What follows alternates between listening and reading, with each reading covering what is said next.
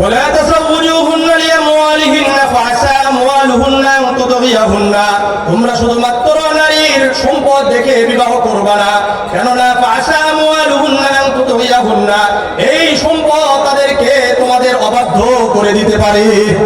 একটা নারীর মধ্যে শুধুমাত্র সম্পদ আছে কিন্তু তার মধ্যে আল্লাহর ভয় নাই, এই সমস্ত নারীরা তাদের স্বামীর অবাধ্য হয়ে যায়, স্বামীর আনুগত্য করে না, স্বামীর আনুগত্য করে না। ওয়ালাকিন তাসাওওয়াজুহুন্না আলা দ্বীন, তোমরা নারীদেরকে বিবাহের ক্ষেত্রে দিনদারিকে প্রাধান্য দাও। কোনটাকে প্রাধান্য দিতে হবে? দিনদারিকে প্রাধান্য দিতে হবে। যেই নারীর মধ্যে চারটা বৈশিষ্ট্য থাকবে এই নারীর জন্য জান্নাতের 8টা দরজাই খুলে দেওয়া হবে। সুবহানাল্লাহ। সহিহ ইবনে হিব্বানের 4163 নম্বর হাদিস, عن أبي هريرة رضي الله تعالى عنه قال قال رسول الله صلى الله عليه وسلم إذا صلت المرأة خمسها وصامت شهرها وحسنت فرجها وأطاعت زوجها, আল্লাহর রাসূল বলেন যে নারী 5 ওয়াক্ত নামাজ পড়বে, রমাদানের রোজা রাখবে, 5 ওয়াক্ত নামাজ রমাদানের রোজা, وحسنت فرجها, যৌনাঙ্গের হেফাজত করবে, পূর্ণাঙ্গ পর্দা করে চলবে, وأطاعت زوجها, স্বামীর আনুগত্য করবে, قيل لها ادخلي الجنة من أي أبواب الجنة شئت, ওই নারীর জন্য বলা হবে তোমার জন্য জান্নাতের 8টি দরজাই খুলে দেওয়া হলো, যেই দরজা দিয়ে ইচ্ছে তুমি ওই দরজা দিয়ে জান্নাতে প্রবেশ করো। এই জন্য ইবাদত করব কার? আল্লাহ, আল্লাহর সাথে কাউকে শরীক না। এই পর্যায়ে আপনাদের সম্মুখে কোরআন ও হাদিসের আলোকে মূল্যবান তাকরীর পেশ করছেন পলাশবাড়ী কেন্দ্রীয় জামে মসজিদের সম্মানিত খতিব মুফতি শাহ ওয়ালিউল্লাহ কাসিমি দামাত বরকাতুহুল আলিয়া। হযরতকে তার মূল্যবান তাকরীর পেশ করার জন্য সবিনয় অনুরোধ জানাচ্ছি। আসসালামু আলাইকুম ওয়া রাহমাতুল্লাহি ওয়া বারাকাতুহু।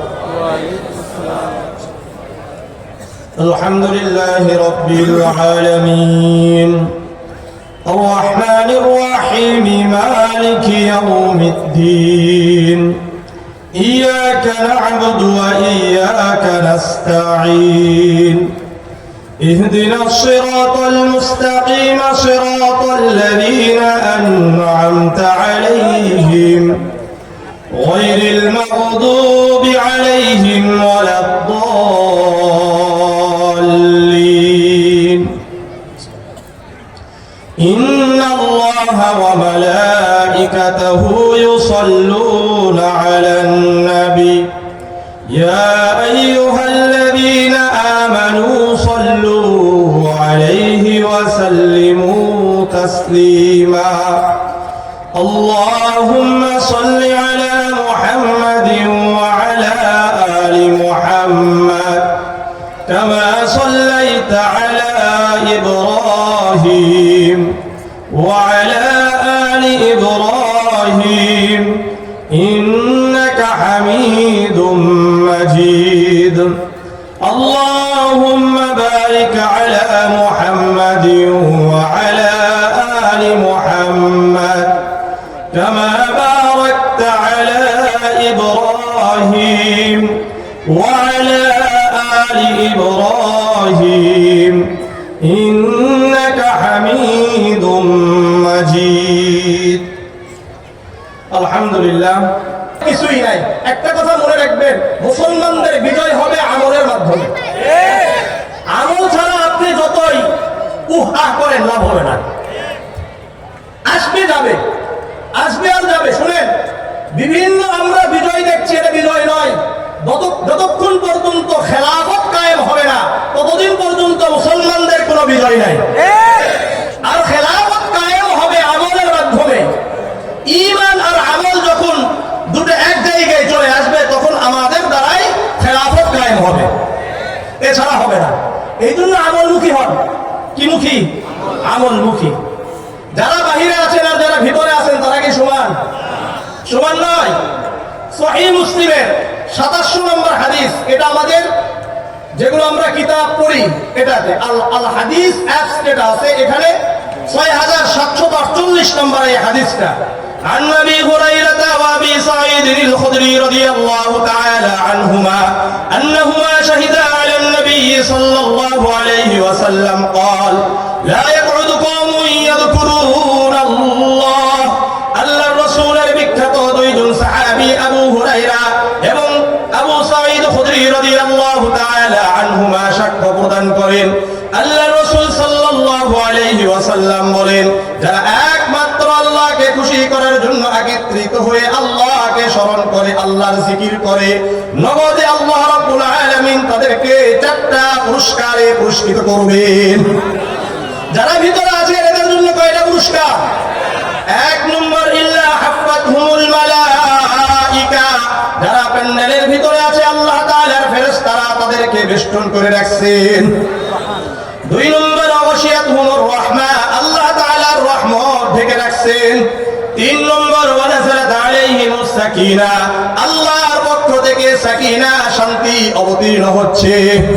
চার নম্বর ওয়াযাকারাহুমুল্লাহু ফী মান ইনদা, আল্লাহ রাব্বুল আলামিন আমাদেরকে নিয়ে ফেরেশতাদের মাজলিসে গর্ব করছেন। আর যারা শেষ পর্যন্ত বসবেন একবারে দোয়ার মাধ্যমে যাবেন তাদের জন্য একটা হাদিস বলে যায় মুসনাদ আহমদের 12453 নম্বর হাদিস। عن انس بن مالك رضي الله تعالى عنه قال قال رسول الله صلى الله عليه وسلم ما من قوم اجتمعوا يذكرون الله।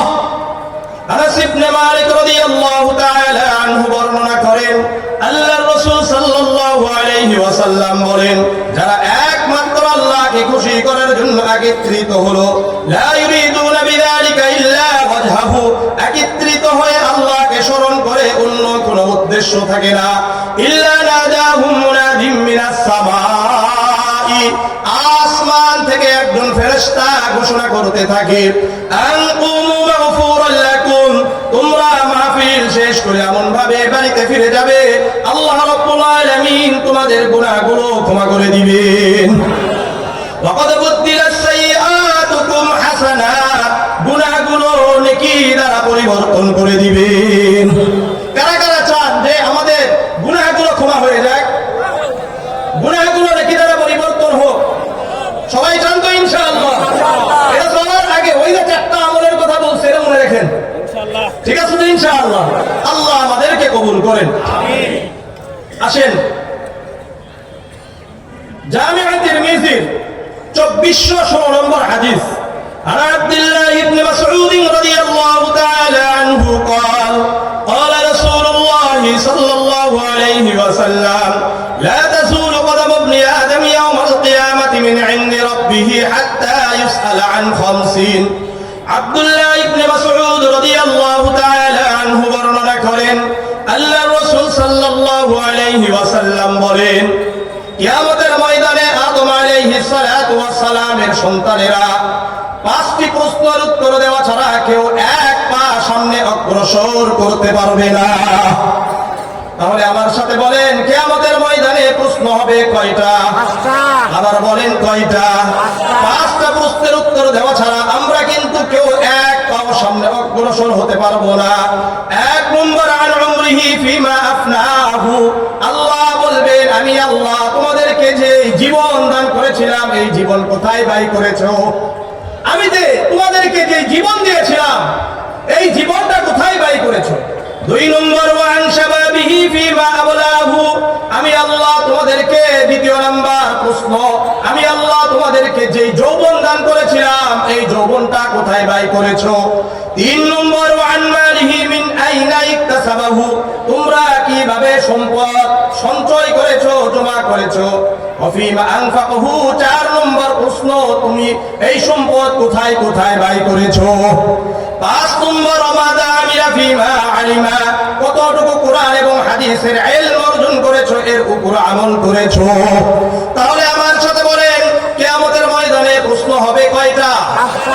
এক নম্বর জীবন সম্পর্কে প্রশ্ন, দুই নম্বর যৌবন সম্পর্কে আমরা যারা যুবক রয়েছে তাদেরকে প্রশ্ন করা হবে, তিন নম্বর কিভাবে আমরা সম্পদ সঞ্চয় করি এর ব্যাপারে আর কি হবে, প্রশ্ন হবে। 4 নম্বর, আমরা কোথায় সম্পদ ব্যয় করি এভাবে প্রশ্ন হবে। 5 নম্বর, কতটুকু কোরআন এবং হাদিসের ইলম অর্জন করেছি, কোথায় ব্যয় করেছি, মানে কতটুকু আমল করেছি, কতটুকু কোরআন এবং হাদিসের ইলম অর্জন করেছি, আর কতটুকু আমল করেছি। তাহলে মাহফিলে আসছে কোরআন এবং হাদিসের ইলম অর্জন করার জন্য, তাই না? শুনেন, যদি আপনাদের নিয়ত খালেস থাকে যে কোরআন এবং হাদিসের ইলম অর্জন করার জন্যই আসছে, আজকে দুঃখের বিষয়, পরিতাপের বিষয় যে আজকে কোরআন এবং হাদিস থেকে যখন আলোচনা হয় তখন আমরা মুখ ফিরিয়ে নিই। কোরআন এবং হাদিসের বাহিরের আলোচনা হলে আমরা মনোযোগ দিয়ে শুনি। সত্য না মিথ্যা? যারা কোরআন এবং হাদিসের আলোচনা করেন এই আলোচনা শুনতে আমাদের ভালো লাগে না, দেখবেন যে চলে যাচ্ছে।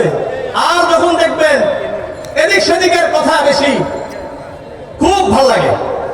সত্য না মিথ্যা? অথচ আল্লাহ তাআলা বলেন, ইন্নামাল মুমিনুনা আল্লাযীনা ইযা যুকিরাল্লাহু ওয়াজিলাত কুলুবুহুম ওয়া ইযা তুলিয়াত আলাইহিম আয়াতুহু যাদাতুহুম ঈমানা। যখন কোরআন থেকে কথা বলা হবে, কোরআনের তেলাওয়াত হবে, ঈমান বৃদ্ধি পাবে। ওমান আযলামু মিম্মান যুকিরা বিআয়াতি রাব্বিহি ওয়া আরাদা আনহা। ওই ব্যক্তি থেকে আর বড় জালেম, জালেম কে হতে পারে, অত্যাচারী কে হতে পারে, যাদের সামনে কোরআনের আয়াত এবং রাসূলুল্লাহর হাদিস থেকে আলোচনা করা হয় আর এখান থেকে মুখ ফিরিয়ে নেয়। আল্লাহ আমাদেরকে হেফাজত করেন, কিন্তু বাস্তবতা তো সত্য নাকি? আল্লাহ বুঝার তৌফিক দান করেন। তাহলে আল্লাহ রাব্বুল আলামিন আমাকে আপনাকে কি দিয়েছেন? যদি আপনারা যে কথা বলতে চাচ্ছিলাম, যদি এখানে খালিস নিয়তে আসেন তাহলে আপনার আমার জন্য জান্নাতের রাস্তা সহজ করে দিবেন কে? আল্লাহ। হাদিসটা দীর্ঘ, আমি সংক্ষিপ্ত একটা কথা বলে দিই এখানে।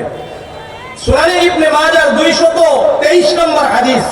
عن أبي الدرداء رضي الله تعالى عنه قال سمعت النبي صلى الله عليه وسلم يقول من سلك طريقا يلتمس فيه علما سهل الله له به طريقا إلى الجنة। রাসূল বলেন, যে ব্যক্তি কোরআন এবং হাদিসের ইলম অর্জন করার জন্য কোন একটা পথকে অবলম্বন করলো, আল্লাহ রাব্বুল আলামিন তার জন্য জান্নাতের রাস্তা সহজ করে দিবেন। ওয়াজ মাহফিল গুলো হলো কোরআন এবং হাদিস চর্চা, কোরআন এবং হাদিস শিক্ষার একটা পন্থা, একটা মাধ্যম। যদি আপনার ইখলাসিয়ত থাকে, আসলেই যদি কোরআন এবং হাদিস থেকে ইলম অর্জন করতে আসেন, কোরআন এবং হাদিস জানার জন্য আসেন, তাহলে তো এটা লাভ। আর যদি মনে করেন যে না, আজকে কাকে কে বাস দেয় এটা শোনার জন্য আসছি, তাহলে লাভ হবে না। বুঝে আসছে? আল্লাহ আমাদেরকে বুঝার তৌফিক দান করেন। তাহলে আল্লাহ রাব্বুল আলামিন আমাদেরকে যে প্রশ্ন করবেন, 1 নম্বর প্রশ্ন, আমাকে আল্লাহ তাআলা দুনিয়াতে কেন প্রেরণ করলেন? আল্লাহর ইবাদত করার জন্য। কার ইবাদত? আল্লাহর। আবার বলেন, কার ইবাদত? আল্লাহর ইবাদত করার জন্য আল্লাহ তাআলা প্রেরণ করেছেন। সূরাতুজ জারিয়ার 56 নম্বর আয়াত আল্লাহ বলেন, ওয়ামা খালাকাতুল জিন্না ওয়াল ইনসা ইল্লা লিয়াবুদুন। আমি মানব জাতিকে এবং জিন জাতিকে শুধুমাত্র আমার ইবাদতের জন্যই সৃষ্টি করেছি, অন্য কারো দাসত্ব করার জন্য সৃষ্টি করি নাই, অন্য কারো ইবাদত করার জন্য সৃষ্টি করি নাই, অন্য কারো কাছে মাথা নত করার জন্য সৃষ্টি করি নাই। একমাত্র আমি মানব জাতিকে এবং জিন জাতিকে শুধুমাত্র আল্লাহর ইবাদতের জন্য, আমার ইবাদতের জন্যই সৃষ্টি করেছি। সূরা বনী ইসরাঈলের 23 নম্বর আয়াত আল্লাহ বলেন, ওয়াকাদা রাব্বুকা আল্লা তা'বুদু ইল্লা ইয়্যাহ। আপনার রব এটা সিদ্ধান্ত গ্রহণ করেছেন তোমরা একমাত্র আল্লাহর ইবাদত করবে। ইবাদত হবে কার? আল্লাহ। আবার বলেন, ইবাদত হবে কার? ইয়্যাকা না'বুদু ওয়া ইয়্যাকা নাস্তাঈন। সূরা ফাতিহার 4 নম্বর আয়াত আল্লাহ বলেন, ইয়্যাকা না'বুদু, আমরা আপনারই ইবাদত করি, আপনার কাছেই সাহায্য চাই। এই জন্য আমাদের ইবাদত হবে কার জন্য? ইবাদত কিন্তু অন্য কারোর জন্য হতে পারে না। সূরা আনআমের 162 নম্বর আয়াত আল্লাহ বলেন, কুল ইন্না সলাতি ওয়া নুসুকি ওয়া মাহইয়ায়া ওয়া মামাতি লিল্লাহি রাব্বিল আলামিন। হে নবী বলেন, কুল ইন্না সলাতি, আমার নামাজ আল্লাহর জন্য, আমার রুকু আল্লাহর জন্য, আমার সিজদা হবে কার জন্য? আল্লাহর জন্য। কোন শায়েখ পূজা করা যাবে না, কোন শায়েখের কাছে মাথা নত করা যাবে না, সিজদা করা যাবে না, কোন পীরের কাছে সিজদা করা যাবে না, কোনো মাজারে সিজদা করা যাবে না। একমাত্র সিজদা করতে হবে কাকে? ওয়ানুসুকি, আমার কুরবানি আল্লাহর জন্য। মাহইয়ায়া, আমার জীবন হবে কার জন্য? আল্লাহর জন্য। মামাতি, আমার মৃত্যু হবে আল্লাহর জন্য। এই জন্য যদি রক্ত দিতে হয় আল্লাহর জন্য দিতে হবে, দ্বীনকে প্রতিষ্ঠার জন্য দিতে হবে, দেশ রক্ষার জন্য দিতে হবে। এছাড়া অন্য কিছুর জন্য আমার আপনার রক্ত দেওয়া জায়েজ নাই, হারাম। যদি রক্ত দিতে হয় আল্লাহর দ্বীন বাস্তবায়নের জন্য রক্ত দিতে হবে। যদি রক্ত দিতে হয় দেশ রক্ষার জন্য রক্ত দিতে হবে। যদি রক্ত দিতে হয় দ্বীন ইসলামকে প্রতিষ্ঠার জন্য রক্ত দিতে হবে। এছাড়া অন্য কারোর জন্য রক্ত দেওয়া যাবে না। আর দ্বীন ইসলামের জন্য যারা রক্ত দিবে আল্লাহ রাব্বুল আলামিন তাদেরকে এই দুনিয়াতে সম্মানিত করবেন। আর যারা দ্বীন ইসলাম প্রতিষ্ঠার জন্য যাদেরকে রক্ত ঝরিয়েছে আল্লাহ রাব্বুল আলামিন তাদেরকে জালেম বলেছে। আর জালেমদেরকে আল্লাহ রাব্বুল আলামিন এই দুনিয়া থেকে নিশ্চয়ই করেই দিবেন। এদেরকে চিহ্ন রাখবে না, এদের নিদর্শন, এদের চিহ্ন বলতে দুনিয়াতে কিছু রাখবে না। যদি কিছু রাখে এটা পরবর্তীদের জন্য নিদর্শন হিসেবে রাখবে। বুঝাচ্ছে? আপনারা বলবেন কোথায় পাইছেন? সূরা আনআমের 15 নম্বর আয়াত আল্লাহ বলেন, ফাকুতিয়া দাবিরুল কওমিল্লাযীনা যালামু, যারা জালেম, যারা অত্যাচার করে এদের শিকড় থেকে উপড়িয়ে ফেলা হবে। যারা জালেম এদের শিকড় একবার উপড়ে ফেলা হবে। এটাই বাস্তবতা। বুঝে আসছে? এখানে আমি জালেম, আমি যদি জুলুম করি আমারও শিকড় উপড়িয়ে ফেলা হবে। আপনি যদি করেন, আপনারা করেন, আপনাদের শিকড় আল্লাহ উপড়ে ফেলবেন। এই জন্য জুলুম থেকে বেঁচে থাকতে হবে। আল্লাহ আমাদেরকে বুঝার তৌফিক দান করেন। তাহলে বলেন আমাদের নামাজ কার জন্য? আমাদের কুরবানি কার জন্য? আমাদের জীবন কার জন্য? আমাদের মৃত্যু হবে কার জন্য? আল্লাহর জন্য। এই জন্য ইবাদত হবে কার? আল্লাহর ইবাদত হবে। অন্য কারো ইবাদত করা যাবে? আল্লাহর সাথে কাউকে শরীক করা যাবে না। আল্লাহর সাথে কাউকে শরীক করা যাবে না। সহিহ বুখারী 856 নম্বর হাদিস, عن معاذ بن جبل رضي الله تعالى عنه قال كنت رديف النبي صلى الله عليه وسلم على حمار يقال له عفير। মুআয ইবনে জাবাল রাদিয়াল্লাহু তাআলা আনহু বর্ণনা করেন, এক সফরে আল্লাহর রাসূল সাল্লাল্লাহু আলাইহি ওয়াসাল্লামের গাধার উপর আমি পিছনে বসা ছিলাম। এই গাধার নাম হলো উফাইর। উফাইর নামক একটা গাধার পিছনে মুআয ইবনে জাবাল রাদিয়াল্লাহু তাআলা আনহু বলছেন আমি আল্লাহর রাসূলের পিছনে বসা। হঠাৎ আল্লাহর রাসূল সাল্লাল্লাহু আলাইহি ওয়াসাল্লাম বললেন, ইয়া মুআয, হে মুআয শোনো, হাল তাদরি হাক্কুল্লাহি আলাল ইবাদি ওয়া মা হাক্কুল ইবাদি আলাল্লাহ। হে মুআয, তুমি কি জানো বান্দার উপর আল্লাহর কি কি হক রয়েছে আর আল্লাহর উপর বান্দার কি কি হক রয়েছে? আমাদের উপর আল্লাহর কি কি অধিকার আর আল্লাহর উপর আমাদের কি কি অধিকার, এটা মুআয রাদিয়াল্লাহু তাআলা আনহুকে রাসূলুল্লাহ জিজ্ঞাসা করছেন। মুআয ইবনে জাবাল রাদিয়াল্লাহু তাআলা আনহু বললেন, আল্লাহু ওয়া রাসূলুহু আ'লাম, আল্লাহ এবং তার রাসূলই ভালো জানেন। আল্লাহর রাসূল সাল্লাল্লাহু আলাইহি ওয়াসাল্লাম বললেন, ফাইন্না হাক্কাল্লাহি আলাল ইবাদি আন ইয়াবুদুহু ওয়া লা ইউশরিকু বিহি শাইআন। বান্দার উপর আল্লাহর হক হলো বান্দারা একমাত্র আল্লাহর ইবাদত করবে, আল্লাহর সাথে কাউকে শরীক করবে না। তাহলে আমার সাথে একটু বলেন আমাদের উপর আল্লাহর হক কয়টা? দুটো। একমাত্র ইবাদত করব কার? দ্বিতীয় নাম্বার, আল্লাহর সাথে কাউকে শরীক করা যাবে না। আল্লাহর সাথে কাউকে শরীক করা যাবে না। এরপর আল্লাহ রাসূল বলেন, শুনো, ওয়া হাক্কুল ইবাদি আলাল্লাহ, আল্লাহর উপর বান্দার হক কি? আল্লাহ ইউআযিবু মান লা ইউশরিকু বিহি শাইআন। যেই বান্দারা আল্লাহর ইবাদত করে আল্লাহর সাথে কাউকে শরীক করে না, ওই বান্দাকে আল্লাহ রাব্বুল আলামিন জাহান্নাম থেকে মুক্ত করে জান্নাত দিয়ে দিবেন। তাহলে আমরা আল্লাহর কয়টা হক আদায় করব? এক নম্বর ইবাদত হবে কার? আল্লাহ।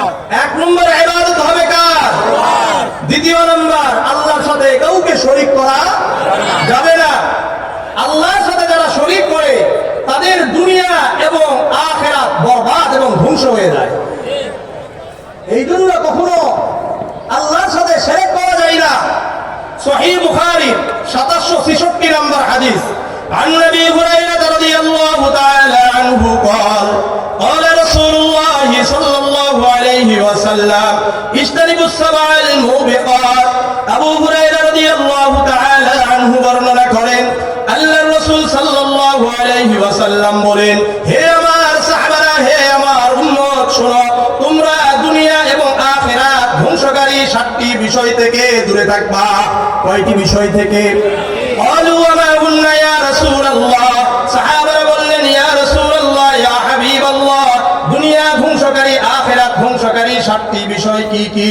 আল্লাহর রাসূল সাল্লাল্লাহু আলাইহি ওয়াসাল্লাম বললেন, আশশিরকু বিল্লাহ, 1 নম্বর আল্লাহর সাথে শরীক করা। আমাদের মধ্যে অনেকেই নামাজি আছে কি নাই?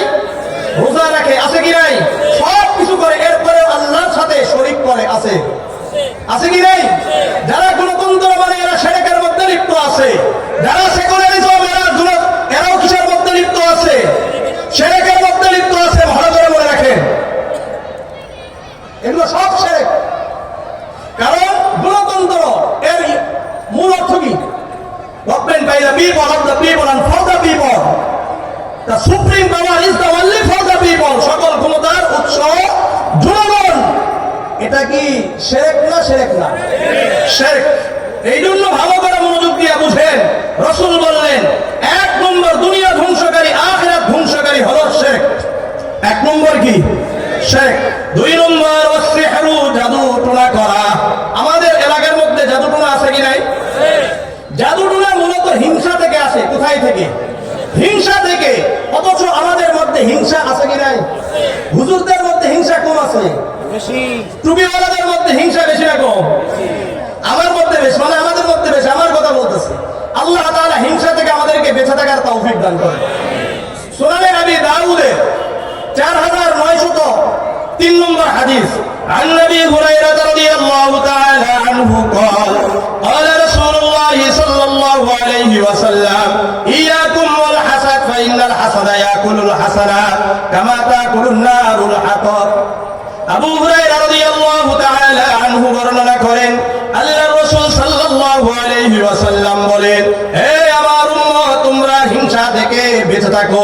কেননা হিংসা তোমাদের আমলকে এমন ভাবে ধ্বংস করে দিবে, জ্বালিয়ে পুড়িয়ে ছাই করে দিবে, যেমন নাকি কাষ্ঠকে আগুন জ্বালিয়ে দেয়। এখানে যদি আগুন থাকে আর কাঠ থাকে, তাহলে কাঠের অস্তিত্ব থাকবে? ঠিক তেমনি ভাবে আমার আপনার অন্তরের ভিতরে যদি হিংসা থাকে, ওখানে ঈমান আর আমলের জায়গা থাকবে না। এই জন্য হিংসা থেকে বাঁচতে পারবো তো ইনশাআল্লাহ? কারা কারা হিংসা থেকে বাঁচতে চান? হিংসা থেকে বাঁচবেন ইনশাআল্লাহ?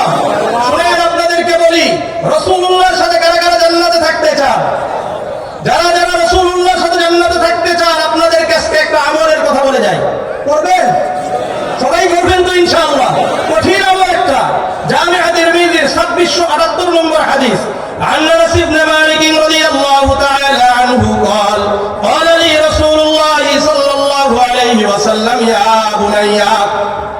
আনাস ইবনে মালিক রাদিয়াল্লাহু তাআলা আনহু বর্ণনা করেন আল্লাহর রাসূল সাল্লাল্লাহু আলাইহি ওয়াসাল্লাম বললেন, হে বৎস, শুনো, ইন কাদারতা তুসবিহা ওয়া তুমসি লাইসা ফি কলবিকা গিশরুন লিআহাদিন ফাফআল।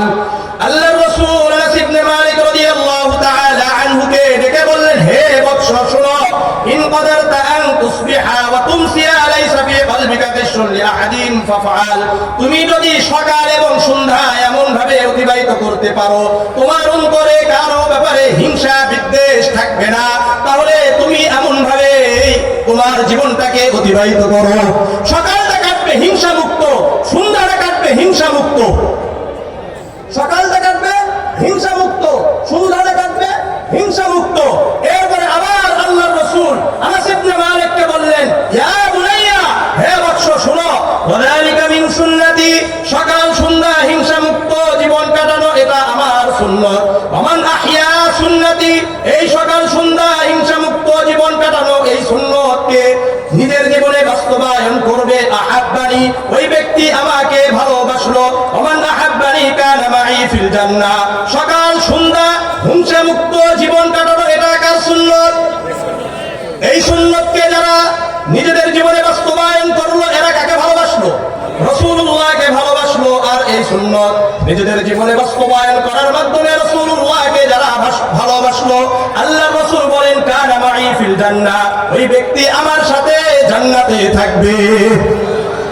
তাহলে রাসূলুল্লাহর সাথে জান্নাতে থাকার আমল কি? সকাল সন্ধ্যা হিংসা মুক্ত জীবন কাটানো, মনে থাকবে তো ইনশাআল্লাহ। আবার বলেন দুনিয়া এবং আখিরাত ধ্বংসকারী বিষয় কয়টি? 1 নম্বর আশিরকু বিল্লাহ, শিরক করা। 2 নম্বর ওয়াসিহরু, জাদু টোনা করা। 3 নম্বর ওয়াকাতুন নাফসিল্লাতী হারামাল্লাহু ইল্লা বিল হাক্কি, অন্যায়ভাবে মানুষ হত্যা করা। আমাদের মাঝে মানুষ হত্যা আছে কি নাই? আছে কি নাই? 4 নম্বর ওয়াকলুর রিবা, সুদ খাওয়া আছে কি নাই?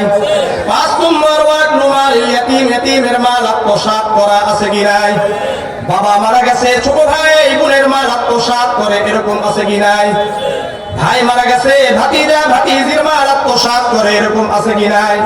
আবার অনেক ভাইরা রয়েছে নিজেদের বোনদের মাল আত্মসাৎ করে, আছে না? বোনেরা যখন বলে ভাইজান আপনারা যদি আমাদের সম্পদটা একটু আলাদা করে দিতেন ভালো হতো, তখন আমাদের কিছু অসভ্য নির্লজ্জ ভাইরা আছে, তারা বলে তাহলে কি সম্পর্ক রাখলি না? কি বলে? সম্পর্ক রাখলি না? এরকম অসভ্য নির্লজ্জ লোভী ভাই আছে কি নাই? এরকম ভাই থাকা ভালো না না থাকা ভালো? আল্লাহ এই সমস্ত নির্লজ্জ অসভ্য লোভী ভাই থেকে আমাদের মা বোনদেরকে হেফাজত করে। তাহলে কয় নম্বর গেল? 5। 6 নম্বর ওয়াতাওয়াল্লি ইয়াউমাস সাহবি, যুদ্ধের ময়দান থেকে পলায়ন করা। এই জন্য যুদ্ধের ময়দান থেকে পলায়ন করা যায় না। আর 5 নম্বর 6 নম্বর ওয়াকসফুল মুহসানাতিল মুমিনাতিল গাফিলা। 7 নম্বর ওয়াকসফুল মুহসানাতিল মুমিনাতিল গাফিলা, সতী সাধবী নারীর উপর অপবাদ দেওয়া। সতী সাধবী নারীর উপর অপবাদ দেয় ওই সমস্ত লম্পট পুরুষেরা যারা অন্য জায়গায় পরকিয়া করে, নিজেরটা ধামাচাপা দেওয়ার জন্য নিজের স্ত্রীর উপর অপবাদ দেয়। এরকম আছে কি নাই? আমার সাথে বলেন ধ্বংসকারী বিষয় কয়টা? 1 নম্বর শিরক করা, 2 নম্বর জাদুটোনা করা, 3 নম্বর অন্যায়ভাবে হত্যা করা, 4 নম্বর সুদ খাওয়া, 5 নম্বর এতিমের মাল আত্মসাৎ করা, 6 নম্বর যুদ্ধের ময়দান থেকে পলায়ন করা, 7 নম্বর সতী সাধবী নারীর উপর অপবাদ দেওয়া। এরকম অপবাদ থেকে বাঁচবো তো ইনশাআল্লাহ? কারা কারা বাঁচতে চান? সবাই বাঁচবেন তো ইনশাআল্লাহ? মুসনাদে আহমদের 22,075 নম্বর হাদিস, মনোযোগ দিয়ে হাদিসটা শুনেন। عن معاذ بن جبل رضي الله تعالى عنه قال أوصاني رسول الله صلى الله عليه وسلم ب10 كلمات। معاذ بن جبل رضي الله تعالى عنه বর্ণনা করেন আল্লাহর রাসূল সাল্লাল্লাহু আলাইহি ওয়াসাল্লাম আমাকে 10টি উপদেশ দিয়েছেন। কয়টি উপদেশ? 10টি উপদেশ দিয়েছেন। 1 নম্বর লা তুশরিক বিল্লাহি শাইআন ওয়া ইন কুতিলতা ওয়া হুররিকতা, তুমি আল্লাহর সাথে কাউকে শরীক করবা না, যদিও তোমাকে হত্যা করা হয়, আগুনে জ্বালিয়ে দেওয়া হয়। কারা কারা আছে আমাদেরকে যদি ফাঁসির কাস্টে ঝুলতে হয় এরপরেও আল্লাহর সাথে আমরা বেঈমানি করব না? সবাই রাজি আছেন?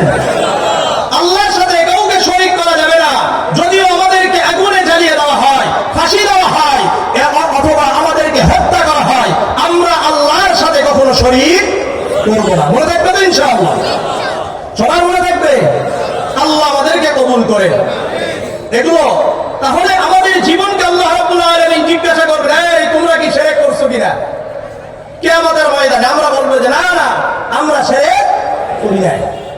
দ্বিতীয় নাম্বার, এই হাদিসটা পুরোটা শোনা দরকার সবার। দ্বিতীয় নাম্বার, ওয়ালা তাউকুন্না ওয়ালিদাইক ওয়া ইন আমারাকা আন তাখরুজা মিন আহলিকা ওয়া মালিক।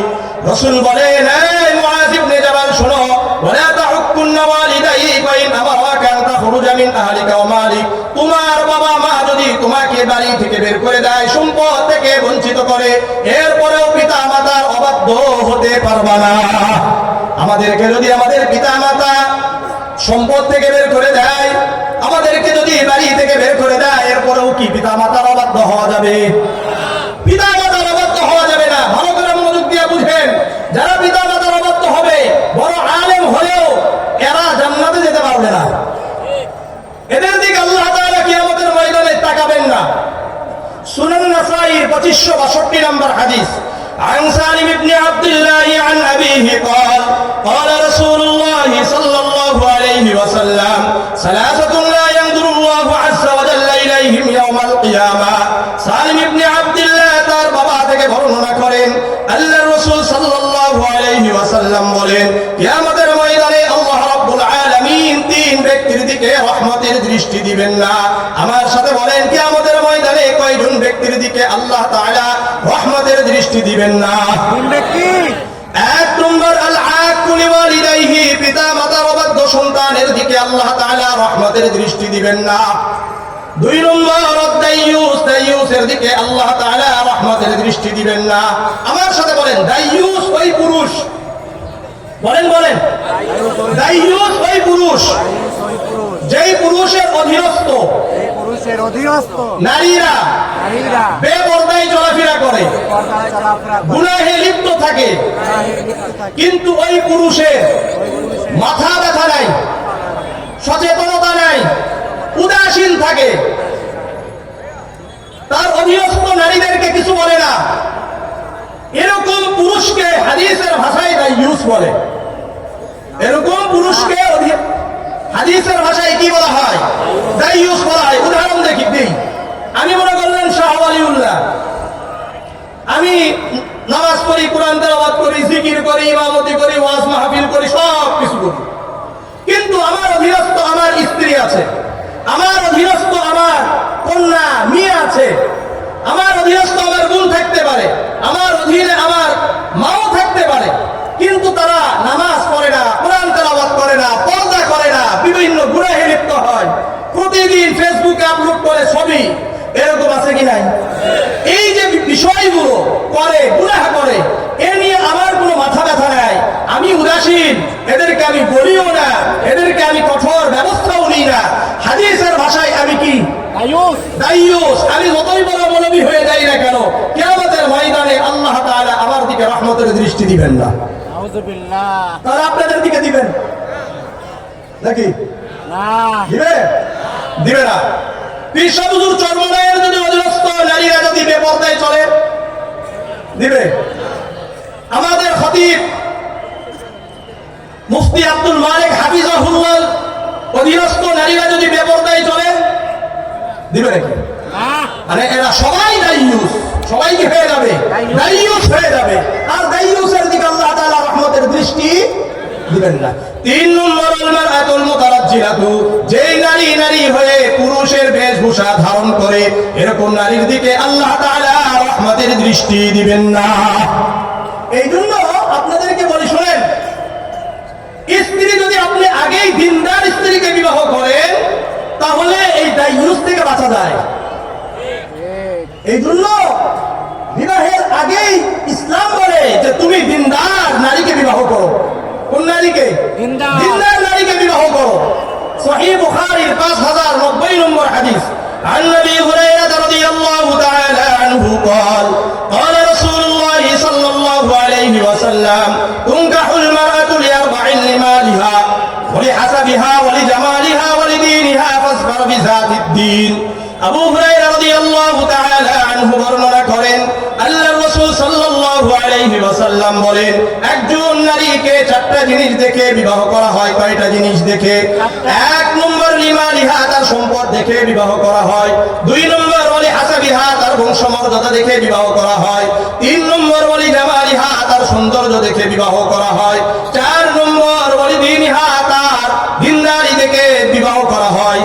এখন আল্লাহর রাসূল বলেন, ফাসবার বিজাতিদ দ্বীন, তুমি যদি দুনিয়াতে মুক্তি চাও, আখিরাতেও মুক্তি চাও, দুনিয়াতে কল্যাণ চাও, সুখ চাও, আখিরাতে মুক্তি চাও, তাহলে বিবাহের ক্ষেত্রে অবশ্যই অবশ্যই দিনদারিকে প্রাধান্য দাও। ফাসবার বিজাতিদ দ্বীন, যদি দিনদারিকে প্রাধান্য না দাও, রাসূল বলেন, তারিবা দিয়ে দেখা, তোমার দুনিয়াও ধ্বংস, আখিরাতও ধ্বংস হয়ে যাবে। সুনানে ইবনে মাজাহ আরেকটা হাদিস শুনেন, 1859 নম্বর হাদিস। عن عبد الله بن عمر رضي الله تعالى عنه قال قال رسول الله صلى الله عليه وسلم لا تزوجوا النساء لحسنهن فعسى حسنهن أن يرضيهن। عبد الله بن عمر رضي الله تعالى عنه বর্ণনা করেন, আল্লাহর রাসূল সাল্লাল্লাহু আলাইহি ওয়াসাল্লাম বলেন, এই তোমরা শুধুমাত্র নারীর সৌন্দর্য দেখে বিবাহ করো না। শুধুমাত্র নারীর সৌন্দর্য দেখে বিবাহ করা যাবে না। সুন্দর আছে, সাথে সাথে যদি দিন থাকে তাহলে ভালো, কিন্তু শুধুমাত্র সৌন্দর্য দেখে বিবাহ করা যাবে না। শুধুমাত্র যদি সৌন্দর্য দেখে বিবাহ করো তাহলে ক্ষতি কি? রাসূল বলেন, ফাসা হুসনুহুন্না ইউদিয়াহুন্না, এই সৌন্দর্য তাকে নষ্ট করে দিবে। তাকে কি করে দিবে? নষ্ট করে দিবে। একটা নারীর ভিতরে আল্লাহর ভয় নাই, তাকওয়া নাই, এই নারী প্রতিদিন ছবি আপলোড দিবে কি দিবে না? এই নারী টিকটক করবে কি করবে না? এই নারী বিভিন্ন জায়গায় পরকিয়া করবে কি করবে না? এই জন্য রাসূল বলে, নারীকে যখন বিবাহ করবা শুধুমাত্র তার সৌন্দর্য দেখে বিবাহ করা হবে না, বরং তার মধ্যে দিনদারি দেখতে হবে। করা যাবে না। 2 নম্বর, পিতা মাতার অবাধ্য হওয়া। আবার বলেন, পিতা মাতার অবাধ্য হওয়া যাবে না। 3 নম্বর, ওই যে 10টা উপদেশ, আমি 10টা উপদেশ বলে শেষ করে দিচ্ছি। ولا تتركن صلاة مكتوبة متعمدا فإن من ترك صلاة مكتوبة متعمدا فقد برئت منه ذمة الله। 5 ওয়াক্ত নামাজের 1 ওয়াক্ত নামাজও ছাড়া যাবে না। যে ব্যক্তি 5 ওয়াক্ত নামাজের 1 ওয়াক্ত নামাজও ছেড়ে দেয়, ওই ব্যক্তি আল্লাহর দায়িত্ব থেকে বের হয়ে যায়। এই জন্য কারা কারা চার আল্লাহর দায়িত্বে থাকতে একটু হাত উঠিয়ে দেখায়। তাহলে কয় ওয়াক্ত নামাজ পড়তে হবে? শুধুমাত্র ফজরের নামাজ ছাড়া না, ফজরের নামাজ সহ। কারা কারা ফজরের নামাজ পড়বো ইনশাআল্লাহ? জামাতের সাথে পড়বো ইনশাআল্লাহ। আল্লাহ আমাদেরকে কবুল করেন। জামাতের সাথে পড়বে, যেহেতু হুজুর চলে আসছে, আমি ওদিকে হাদিসে যাচ্ছি না। 3 নম্বর। 4 নম্বর, ওয়ালা তাশরাবান্না খামরান ফাইন্নাহু রাসু কুল্লি ফাহিশা, মদ পান করবে না, কেননা মদ সকল প্রকার অশ্লীলতা, খারাপের মূল। বুঝা আসছে? একটা হাদিস আপনাদেরকে না বললেই নয়। ভালো করে মনে রাখেন, কিয়ামতের ময়দানে যারা মদখোর, এদের দিকেও এরা জান্নাতে পর্যন্ত বুঝবে না। সূরা নাসাই 2562 নম্বর যে হাদিস করেছি, ওয়াসালাসাতুল লা ইয়াদখুলুনাল জান্নাহ, 3 ব্যক্তি জান্নাতে প্রবেশ করবে না। তার মধ্যে এক নম্বর আছে, ওয়াল মুদমিনু আলাল খামার, যারা মদ পানকারী এরা জান্নাতে যাবে না। এরা কি জান্নাতে যাবে না? এই জন্য মদ পান করা যাবে যাবে না। 5 নম্বর, ওয়াইয়াকা ওয়াল মাসিয়া ফাইন্না বিল মাসিয়াতি হাল্লা সাখাতুল্লাহি আযজা ওয়া জাল্লা, গুনাহের কাছাকাছি যাওয়া যাবে না, কেননা গুনাহের কারণে আল্লাহ তাআলার আযাব অবতীর্ণ হয়। আল্লাহর আযাব কি হয়? অবতীর্ণ হয়। 15টা গুনাহ এমন আছে যেই গুনাহের কারণে আজকে আমরা বিভিন্ন বিপদে পড়ছি। কয়টা গুনাহ? জামিআ তিরমিজি 2210 নম্বর হাদিস, عن علي بن أبي طالب رضي الله تعالى عنه قال قال رسول الله صلى الله عليه وسلم إذا فعلت أمتي 15 خصلة حل بها البلاء। علي بن أبي طالب رضي الله تعالى عنه বর্ণনা করেন, আল্লাহর রাসূল সাল্লাল্লাহু আলাইহি ওয়াসাল্লাম বলেন, যখন আমার উম্মত 15 গুনাহে লিপ্ত হয়ে যাবে, বিভিন্ন দিক থেকে তারা বিপদের সম্মুখীন হবে। আল্লাহর রাসূলকে জিজ্ঞাসা করা হলো, ইয়া রাসূলুল্লাহ, ইয়া হাবিবাল্লাহ, 15টা গুনাহ কি কি? আল্লাহর রাসূল বললেন, ইযা কানাল মাগনামু তুওয়ালান, যখন রাষ্ট্রীয় সম্পদ ব্যক্তিগত সম্পদে পরিণত হয়ে যাবে, দেশের সম্পদ যখন ব্যক্তিগত সম্পদে পরিণত হবে, মনে করবেন আমাদের উপর আল্লাহ তাআলার গজব আসবে। 2 নম্বর, ওয়াল আমানাতু মাগনামান, যখন আমানত লুটের আমাল হয়ে যাবে। আমাদের অনেক এমপি মন্ত্রীরা রয়েছেন, যাদের কাছে দেশের সম্পদ আমানত থাকে, এগুলো লুটেরা হয়ে যায়। 3 নম্বর, ওয়াসাকাতু মাগনামান, যাকাত জরিমানা হিসাবে হয়ে যাবে। 4 নম্বর, ওয়াতাআর রাজুলু যাওজাতাহু, মানুষ নারীদের আনুগত্য করবে। 1 নম্বর, দেশের সম্পদ ব্যক্তিগত সম্পদে পরিণত হয়ে যাবে। 2 নম্বর, ওয়াল আমানাতু মাগনামান, যেগুলো আমাদের কাছে আমানত আছে এগুলো লুটেরা হয়ে যাবে। আমাদের দেশে বিভিন্ন দায়িত্বশীলরা থাকেন, এদের কাছে দেশের সম্পদ আমানত, এগুলো বিভিন্ন ভাবে সুইস ব্যাংক বিভিন্ন জায়গায় চলে গেছে কি যায় নাই? চলে গেছে কি যায় নাই? চলে গেছে।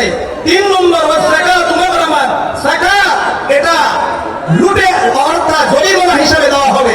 4 নম্বর, ওয়াতাআর রাজুলু যাওজাতাহু, মানুষ নারীদের আনুগত্য করবে। 5 নম্বর, ওয়াক্কা উম্মাহু, মায়ের অবাধ্য হবে। 6 নম্বর, ওয়াবাররা সাদিকাহু, অন্যদেরকে বন্ধু হিসাবে গ্রহণ করবে।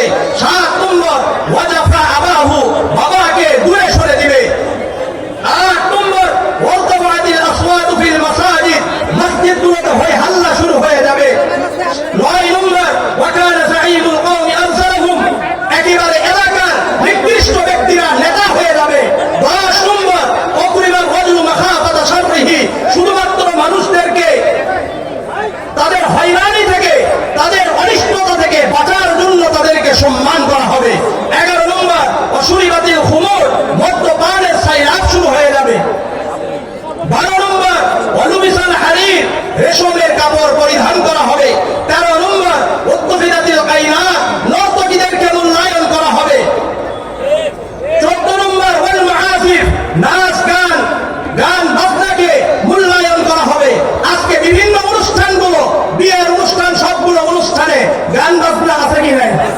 গান বাজনা ছাড়া অনুষ্ঠান চলে না, এরকম আছে কি নাই? এটা একটা গুনাহ। আর 15 নম্বর, ওয়ালা'না আখিরু হাযিহিল উম্মতি আউওয়ালাহা, শেষ যুগের মানুষরা আগের যুগের মানুষদেরকে গালি দিবে। রাসূল বলেন এই 15টি গুনাহ যখন হবে, আল্লাহ রাব্বুল আলামিন এই উম্মতকে, আল্লাহ তাআলা তার বান্দাদেরকে বিভিন্ন বিপদের সম্মুখীন করে দিবেন। নাউযুবিল্লাহ। মনে থাকবে, 6টা গুনাহ, 15টা গুনাহ আপনার জন্য আমার জন্য লিখে রাখা দরকার। এই 15টা গুনাহ আমাদের সমাজে প্রত্যেকটাই আছে। প্রতিটা আছে কি নাই? আমাদের দেশের সম্পদ অন্য জায়গায় যায় কি যায় না? আমাদের এলাকার একেবারে নিকৃষ্ট ব্যক্তিরা নেতা হয়েছে কি হয় না? আমরা শুধুমাত্র তাদেরকে সম্মান করি, তাদের অনিষ্টতা থেকে বাঁচার জন্য এরকম হয় কি হয় না? মদ্যপানের সাইলাম আছে কিনা? সব আছে। রাসূলের এই হাদিস আমি মনে করি প্রত্যেক মুসলমানের জন্য এই হাদিসটা বাড়িতে লিখে রাখা দরকার, আর মনে করা দরকার আমি কি এই 15টার মধ্যে আছি কিনা? এই 15টার মধ্যে হাদিস বলে শেষ করি। শোনেন, 10টা উপদেশের মধ্যে 1 নম্বর উপদেশ, আল্লাহর সাথে শরীক করা যাবে না।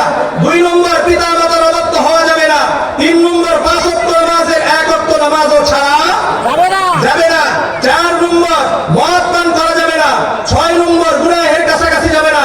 বিশেষ করে 15টা যেই গুনাহ বললাম, এই গুনাহের কাছে যাবেন না। আরেকটা গুনাহ আছে, জামিআ তিরমিজি 2211 নম্বর হাদিস, ওয়া তুআল্লিমা লিগাইরিদ দ্বীন, ধর্ম বিবর্জিত শিক্ষা ফেরাস চালু করলে ওই দেশে কখনো আল্লাহর শান্তি আসতে পারে না। ঠিক আছে?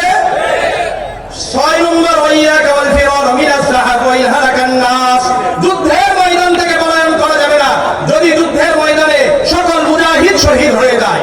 7 নম্বর, ওয়াইলা আসওয়াবান নাস আমুতুন ওয়া আনতা ফীহিম ফাসবুত, কোন এলাকায় যদি মহামারী দেখা যায়, ওই এলাকায় যদি তোমরা থাকো তাহলে বের হবা না, তাহলে বের হওয়া যাবে না।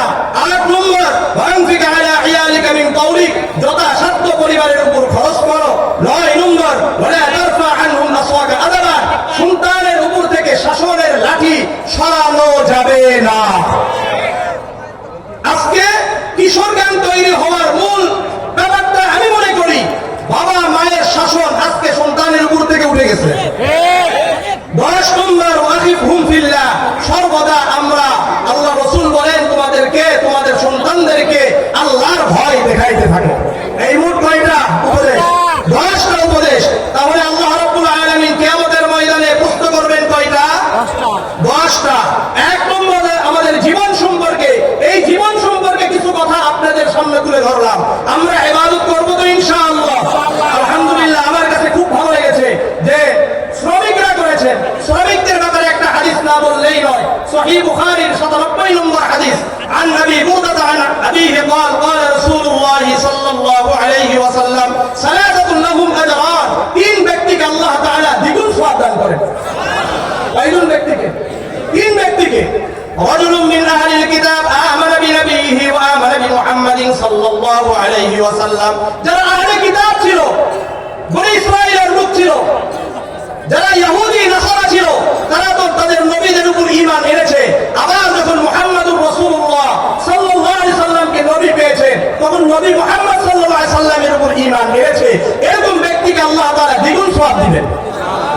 2 নম্বর, ওয়াল আব্দুল মামলুক, ওই কর্মচারী, ওই শ্রমিক, ইদা আদ্দা হাক্কাল্লাহ ওয়া হাক্কা মাওয়ালিহি, যে তার আল্লাহর হক আদায় করে এবং তার মালিকের হক আদায় করে। আমার কাছে ভালো লেগেছে যে আলহামদুলিল্লাহ এই শ্রমিক ভাইরা তারা কাজ করে তাদের মালিকের হক আদায় করছে, আবার আল্লাহর হক আদায় করছে। যারা শ্রমিক তারা যদি আল্লাহর হক আদায় করে, 5 ওয়াক্ত সালাত আদায় করে, ইসলামের উপর চলে, আর তার শ্রম অর্থাৎ যেখানে তারা চাকরি করছে তার মালিকের হক আদায় করে, তাহলে আল্লাহ তাআলা কতগুণ সওয়াব দান করবেন? দ্বিগুণ সওয়াব দান করবেন। মনে থাকবে, রাজুলুন কানাত ইনদাহু আমাতুন, এমন একজন ব্যক্তির বাড়ি আছে, ফাতাযাওয়াজাহা, তার সাথে তার সহবাস করেছে, এরপরে তাকে তালিম দিয়েছে, আহসানা তালিমাহা ওয়া আদাবাহা ওয়া আল্লামাহা, তাকে কোরআন এবং হাদিসের শিক্ষা দিয়েছে, এরপরে ওই বাদীকে আযাব করে তাকে বিবাহ করেছে, এরকম ব্যক্তিকেও আল্লাহ তাআলা দ্বিগুণ সওয়াব দান করবেন। এই জন্য শ্রমিক ভাইদেরকে আমি আমার অন্তরের অন্তঃস্থল স্বাগত জানাই। আল্লাহ রাব্বুল আলামিন আপনাদেরকে দ্বীনের জন্য কবুল করেন। আরো ভালো লেগেছে আলহামদুলিল্লাহ, তারা নিজেদের টাকা পয়সা খরচ করে এরকম একটি তাফসীরুল কোরআন মাহফিলের আয়োজন করেছেন যেখানে মাঠ কালেকশন নাই। এটা অনেক বড় ব্যাপার। আল্লাহ রাব্বুল আলামিন আমার শ্রমিক ভাইদেরকে কবুল করেন। আসসালামু আলাইকুম ওয়া রাহমাতুল্লাহ।